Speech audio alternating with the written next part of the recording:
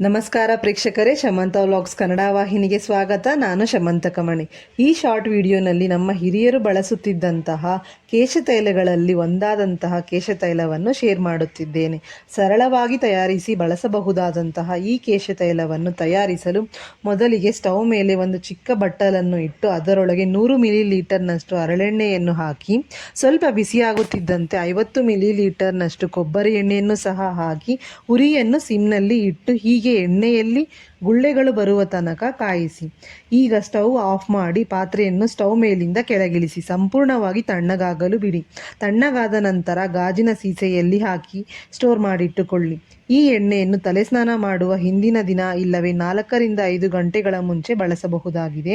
ಹೇಗೆ ಬಳಸಬೇಕು, ಬಳಸಿದ ನಂತರ ಹೇಗೆ ತೊಳೆಯಬೇಕು ಹಾಗೂ ಈ ಕೇಶತೈಲವನ್ನು ಉಪಯೋಗಿಸುವುದರಿಂದ ದೊರೆಯುವ ಫಲಿತಾಂಶವೇನು ಎಂದು ತಿಳಿಯಲು ಮೇಲೆ ನೀಡಿರುವ ಲಾಂಗ್ ವಿಡಿಯೋ ಲಿಂಕ್ ಅನ್ನು ಕ್ಲಿಕ್ ಮಾಡಿ ವಿಡಿಯೋವನ್ನು ವೀಕ್ಷಿಸಿ ಈ ಕೇಶತೈಲವನ್ನು ಉಪಯೋಗಿಸಿ ಮತ್ತು ಫಲಿತಾಂಶವನ್ನು ಕಮೆಂಟ್ಸ್ಗಳಲ್ಲಿ ತಿಳಿಸಿ. ಮತ್ತೊಂದು ವಿಡಿಯೋನಲ್ಲಿ ಭೇಟಿಯಾಗುತ್ತೇನೆ. ಶುಭ ದಿನ ನಿಮ್ಮದಾಗಲಿ.